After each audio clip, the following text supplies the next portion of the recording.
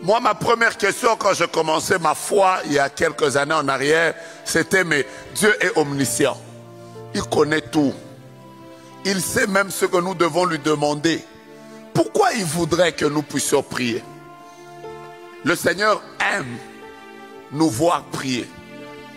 Et dans notre royaume, si vous voulez manifester Christ, vous devez absolument être des hommes et des femmes de prière. Ceux qui prient, ils tiennent. La Bible dit veillez et priez afin que vous ne tombiez pas dans la tentation. Ceux qui prient deviennent puissants. Ceux qui prient sont inébranlables. Ceux qui prient sont indestructibles. Ceux qui prient, on ne peut pas les atteindre. Parfois, vous vous demandez pourquoi nous sommes là, 48 heures de prière, 72 heures de prière, 21 jours de prière. Peut-être même, parce que nous, avec notre pépé ici, il est possible qu'après la semaine royale, vous apprenez que je ne suis pas en train de prophétiser, mais que vous apprenez qu'il y a encore 21 jours de prière. Frères, nous prierons le matin, nous prierons le soir, nous prierons la nuit, nous prierons quand ça marche, nous prierons quand ça ne marche pas. Nous prions quand nous sommes forts, nous prions quand nous sommes faibles. Nous prions quand nous sommes combattus, nous prions même quand nous avons obtenu la victoire. La Bible déclare, tenez ferme même après avoir tout surmonté. Nous sommes comme notre Seigneur Jésus. La dernière parole que Jésus a déclarée avant de rentrer auprès du Père, c'est la prière. Ça veut dire que même le jour où nous rentrerons auprès du Père, ce sera après avoir prié et nous remettons nos cœurs. Est-ce que tu peux m'aider à taper ton voisin, lui dire la prière ne tombera jamais. La prière ne tombera jamais. Aide-moi à regarder quelqu'un derrière parce que celui d'un côté il ne te parle pas bien. Regarde celui de derrière, dis-lui la prière. Dis-lui la prière, la prière. Nous prions quand nous sommes célibataires. Nous prions quand nous sommes mariés. Nous prions à nos 50 ans. Nous prions à nos 70 ans. La prière, toujours la prière, toujours la prière. Quand ça tient, nous prions. Quand ça ne tient pas, quand nous avons des combats, quand ça bouge, et même quand nous avons des millions, nous prions. Frère, nous prions le matin, nous prions à midi, nous prions dans le véhicule, nous prions dans nos bureaux, nous prions. Ah, je disais que nous prions. Et ce soir encore, nous allons faire quoi? C'est ça notre vie. Nous aimons parler. C'est la seule chose que Dieu nous a demandé de faire sans cesse. Ça n'ennuie pas Dieu de nous écouter. Ça n'ennuie pas Dieu de nous entendre parler. Vous savez quoi? Une épouse, la plus grande chose que l'on voit dans la vie d'une épouse, parce que nous avons parlé de l'épouse, la plus grande chose qu'on voit dans la vie d'une épouse vis-à-vis de son époux, c'est ils veulent parler. Mais je t'ai pas entendu. Frère, quand déjà vous voyez dans une maison, vous voyez dans une maison, le papa vient, il demande à son épouse, où est ma cravate? L'épouse dit, dans les narines de mes... Déjà vous savez qu'il y a un problème.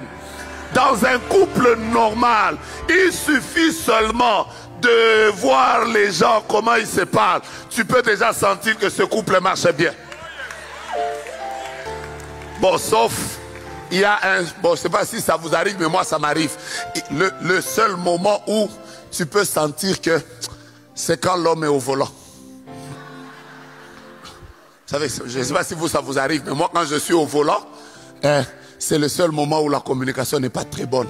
Parce que quand je parle, c'est toujours, oh non, là-bas, normalement, il fallait décélérer, normalement. Ça vous arrive aussi, hein? Ça vous arrive, hein? Oh, tu fais la vitesse, oh, mais je roule normalement. Non, il fallait... Ça vous arrive aussi, hein? Quelqu'un a même dit que quand tu vois un homme et une femme dans un véhicule en train de parler, c'est que soit ils sont fiancés, soit ce n'est pas sa femme. Il dit parce que dans la voiture, il y a toujours de... Normalement, chérie, normalement c'est toi, parce que l'angle là... Ben même moi ça m'arrive. Mais dans un couple normal, les gens se parlent. Ils ont envie de se parler. Tu ne peux pas avoir la dimension d'épouse si tu n'es pas un homme qui aime parler à son époux. Tu dois lui parler. Il aime que tu lui parles. D'ailleurs, maintenant là, pendant que je parle, vous venez d'acclamer 3 fois.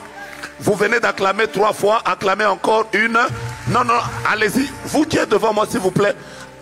Vous avez acclamé. Allez-y à mon rythme. Acclamez. Vous venez d'acclamer 3 fois. La première fois, il y a eu la lettre E qui est sortie.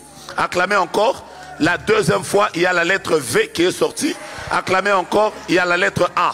Vous connaissez Eva? C'est qui? Qu'elle se met debout directement.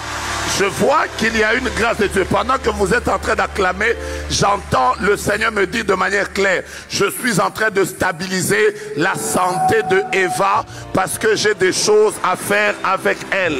Ta santé, parce qu'il y a des choses que Dieu voudrait commencer à faire avec elle qui va changer l'histoire de la vie de plusieurs personnes. Est capable de faire. Je sais que la prière fait plusieurs choses, mais permettez-moi de commencer par la première. La première chose que la prière est capable de faire. Mon frère, soyez bénis. Je vous reviens dans quelques minutes. La première chose que la prière est capable de faire, c'est que la prière nous permet d'enfanter des saisons prophétiques. Je t'ai pas entendu, je peux reprendre? La prière nous permet d'enfanter des saisons prophétiques. Prenez avec moi ce texte, 2 Rois, chapitre 19, au verset 3.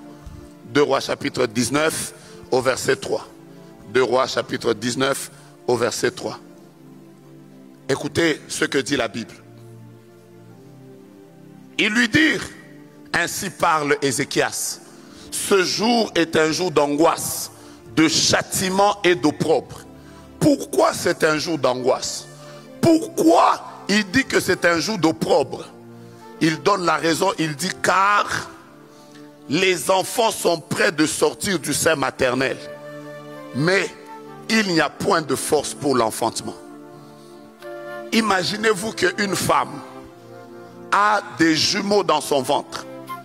Elle va à la maternité. Elle arrive, elle est sur le siège et l'enfant doit sortir. Mais malheureusement, la femme n'a pas la force de pousser l'enfant. Vous voyez ce qui va arriver?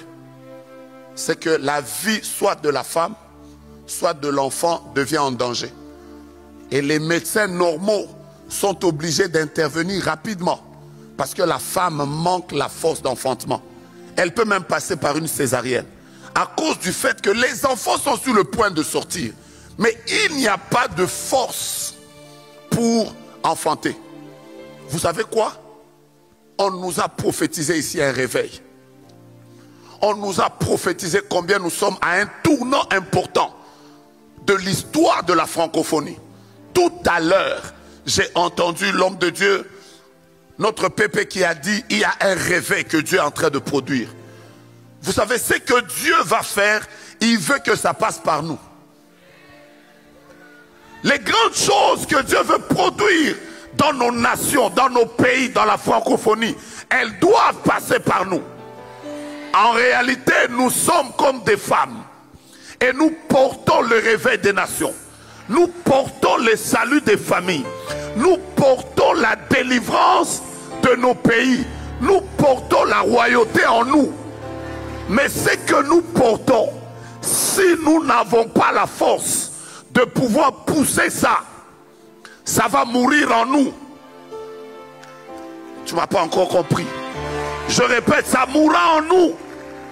Et nous serons une génération des hommes et des femmes qui avons eu Christ mais qui n'avons pas réussi à le manifester dans notre génération.